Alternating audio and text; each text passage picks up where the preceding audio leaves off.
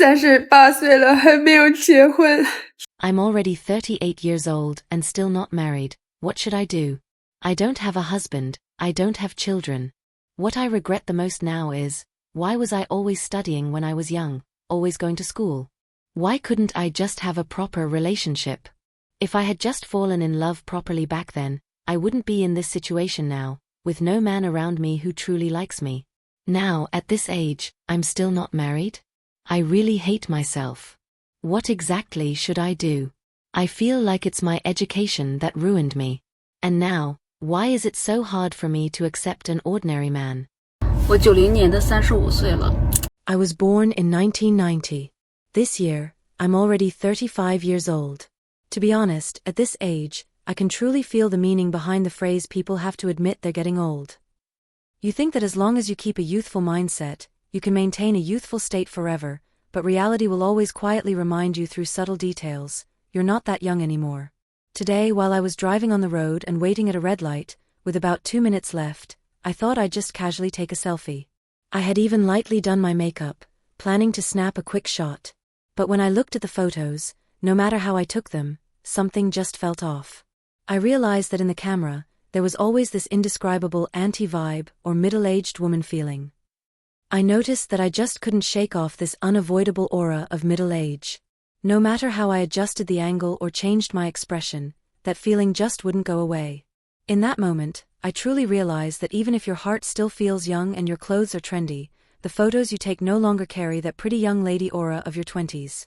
Back when I was just over 20, even if my face had blemishes or I didn't know how to dress up, I naturally gave off a youthful vibe. But now, at 35, the photos exude a sense of steadiness, maturity, even a motherly feeling, as if I've already had kids. That girlish charm is just gone. I finally understand why, when I go out shopping now, young girls instinctively call me auntie. I used to feel a little startled when I heard that, thinking, am I really that old?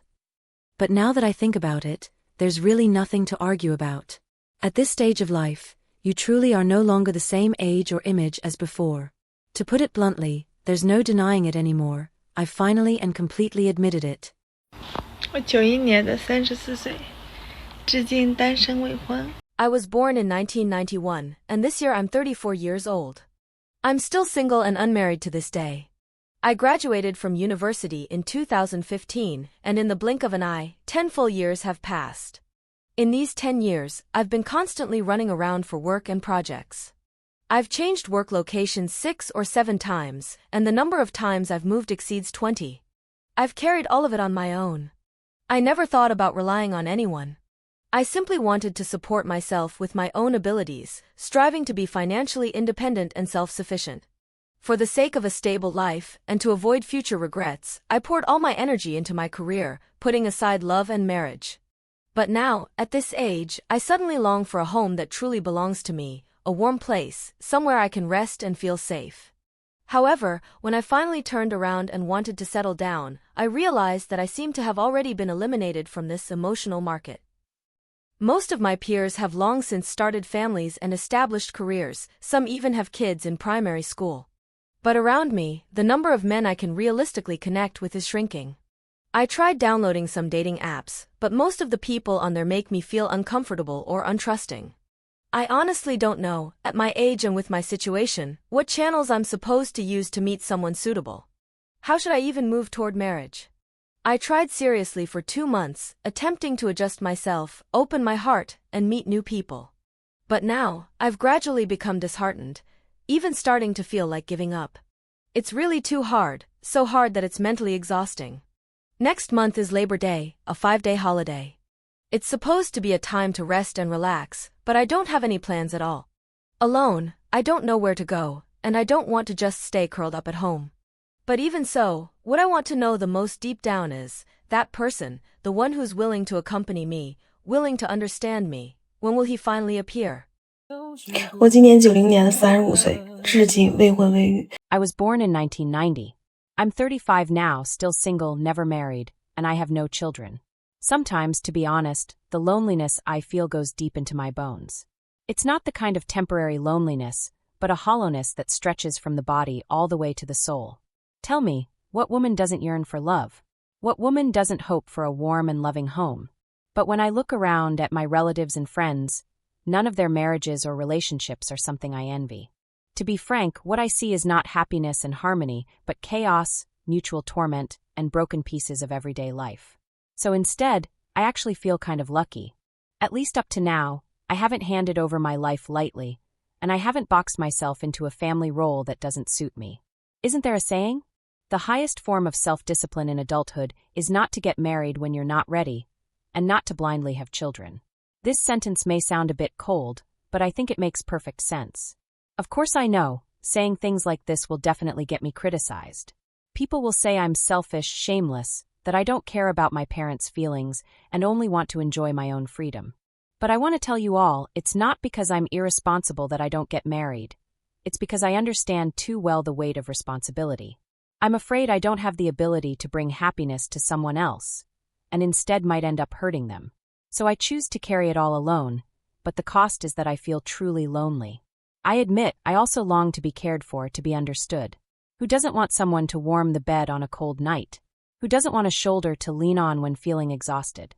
But reality has taught me that love is not just romance. Behind it, there are too many complexities, too many entanglements, too many cold and even heartbreaking truths about human nature. So I genuinely want to ask those who have already stepped into marriage. After getting married, do you still feel lonely? If you could go back and choose again, would you still enter into marriage? 我今年37岁了，没有结婚，没有孩子。I am already 37 years old this year, still unmarried, and have no children. I live alone in Beijing. Many people around me often say to me, "You can choose not to get married, but you must have a child. Only with your own child will you not be lonely." I've heard this many times. But to be honest, at the age of 37, even though it's still physiologically possible to have children, I clearly know that I no longer have the energy to raise a child. Especially starting this year, I've clearly felt an unprecedented level of exhaustion in my body. Every morning when I wake up, it's not just the tiredness from lack of sleep, but a kind of complete physical and mental fatigue that makes me feel drained. I originally thought this was just temporary, because this year I'm preparing to move. I need to buy new furniture and home appliances, and the pressure at work is quite intense. I often work overtime until late at night, and my sleep time has been pushed to the limit. But later I realized, maybe it's not just the fast pace of life, maybe I've really started to age. Once a person reaches a certain age, the body really doesn't have the same vitality and resilience it used to have. It's not like when I was in my 20s, when I could easily power through an all-nighter. Now, even on weekends, when I originally planned to clean the room, I just end up sitting there staring into space, too exhausted to move, completely uninterested in doing anything. Some people say that people like me who don't have children will be miserable when they get old. I know these words might be well-intentioned, but I've always felt the road of life is one I've walked step by step myself. Since I've chosen this kind of lifestyle, I must also be prepared to face all the consequences on my own. What life will be like decades from now, no one can predict. But since I've already chosen this path, I'll try my best to live with clarity and steadiness. The future may be hard, it may be lonely, but this is my life. Actually, I no longer expect to meet the Prince Charming in my heart. 就是说要找上门女婿嘛，然后给8万块钱的彩礼，再送别野一套。 Not long ago, I mentioned that I'm currently 32 years old and looking for a live-in son-in-law. At that time, I even specifically stated that I was willing to offer a bride price of 80,000 yuan, and in addition, I would gift the man a house as a sincere gesture in return. Unexpectedly, as soon as I shared this message, it immediately attracted a flood of comments and private messages. Many people said they were willing to be this live-in son-in-law. However, after I carefully went through the contents of those comments and messages, I discovered something that was both hilarious and frustrating. The vast majority of the applicants were in their 40s, 50s, or even 60s. To be honest, I was really shocked. Although I admit that I look quite good, and my overall temperament and personality are quite attractive, I consider myself to still be pretty sought after in the current dating market. I really didn't expect to attract such a large group of uncle-level suitors. So here, I want to clarify one thing. Yes, I'm looking for a live-in son-in-law, but that doesn't mean I'm open to much older live-in sons-in-law. Perhaps it was indeed my fault for not expressing myself clearly enough before. I didn't list my selection criteria in detail, which may have caused some misunderstandings. To resolve this issue, today I specially organized my dating standards in my phone, and in a moment I'll read them to everyone one by one. You're also welcome to give me some suggestions. See if my standards are reasonable or if there are any areas that need adjustment or improvement. First is the age requirement. I hope the other party is between 22 and 35 years old. Too young won't do, emotionally immature. Too old won't work either, prone to generational gaps. I think people within this age range tend to communicate more smoothly, and their pace of life and values are more likely to align. Next is the height requirement. My ideal partner should be between 1.75 m and 1.85 m in height. Of course, the taller, the more handsome, but if he's too short, it really won't work. After all, I have to consider the child's genes in the future as well. As for educational background, my requirement is at least a bachelor's degree. If you have a master's degree or postgraduate qualification, that's even better. My parents especially like people who are educated and knowledgeable. After all, education level directly influences a person's way of thinking and parenting philosophy, which are all very important in a future marriage. Regarding annual income, my requirement is actually not that high. Over 200,000 yuan per year is fine. When it comes to car and house, I'm not strict either. I've never emphasized, must have both car and house. But at the very least, you should have one of the two.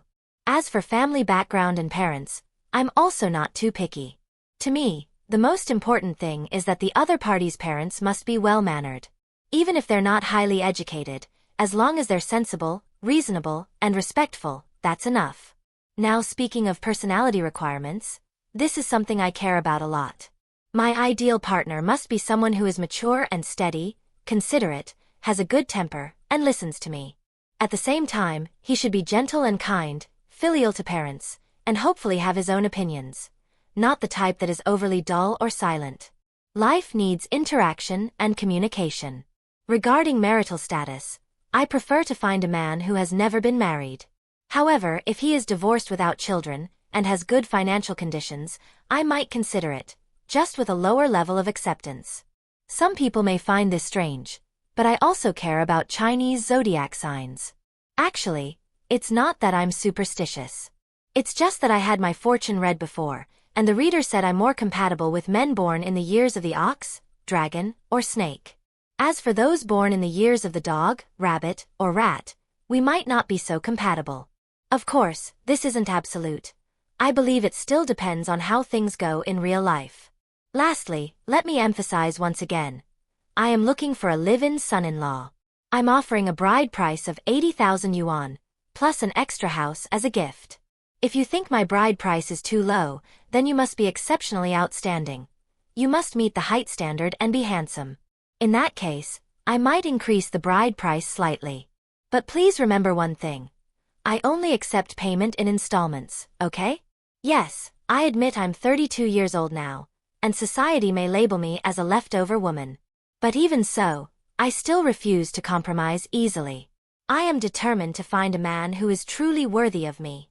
I feel that I'm still very attractive, and still very popular among men. I hope I can find my Prince Charming soon. Women who are over 30 and still unmarried are just like overpriced real estate nowadays. They may appear glamorous on the surface, as if everyone wants them, but in reality, the price has already been inflated, the cost-performance ratio keeps dropping, and eventually, the bubble will burst. This is something a friend of mine once said. Although it sounds harsh and even a bit heartless from a realistic point of view, it does reflect the awkward situation and cruel reality faced by many older unmarried women today. In real life, many women tend to have a hypergamous mindset when choosing a partner. In other words, women who are 60 or 70 out of 100 aim to pursue men who are in 80 or even 90. But the problem is, men who are above 80 are already a rare resource. And such men are either already taken early on, or they simply won't choose women who are older. What's even more brutal is that the more a woman ages, the weaker her competitiveness in the marriage market becomes. Even if she has a high level of education, a stable income, and good character, Many men will still prefer to choose young and beautiful girls first. This is a biological attraction and social reality that cannot be avoided. By the time many women realize this problem, they're often already in their early 30s. Looking back, they find that the men they once looked down on or thought weren't good enough are now already married with children, with stable families. And they even married women who are objectively less qualified than themselves. I've seen too many women who, after turning 30, regret having too high standards or being too indecisive in the past. But the marriage market has no reverse gear. Once you miss the golden window, the opportunity cost gets higher and higher. So I sincerely want to advise younger women. While you're still young, cherish your time, take the initiative, and make the most of your age advantage. Don't wait until after 30 to start panicking. Even if your personal conditions are still okay by then, you'll still be in a passive position. If you're already over 30, then you need to be even more clear-headed. If there happens to be a man around you with decent conditions and aligned values, don't keep hesitating or being unsure. Procrastination will only make you miss the happiness that originally belonged to you. If you wait too long, the only options left might be divorced men with kids, and you may even have to mentally prepare yourself to become a stepmother to someone else's child. Of course, if you truly can't accept compromise and aren't willing to lower your standards in choosing a partner, then please work harder, make more money, save more money, and start planning your future life as early as possible. Have you ever seen someone around you miss their chance at marriage because of age? Feel free to join the conversation in the comment section. If you like this video, please give it a thumbs up and subscribe to our channel for more content like this. See you in the next video.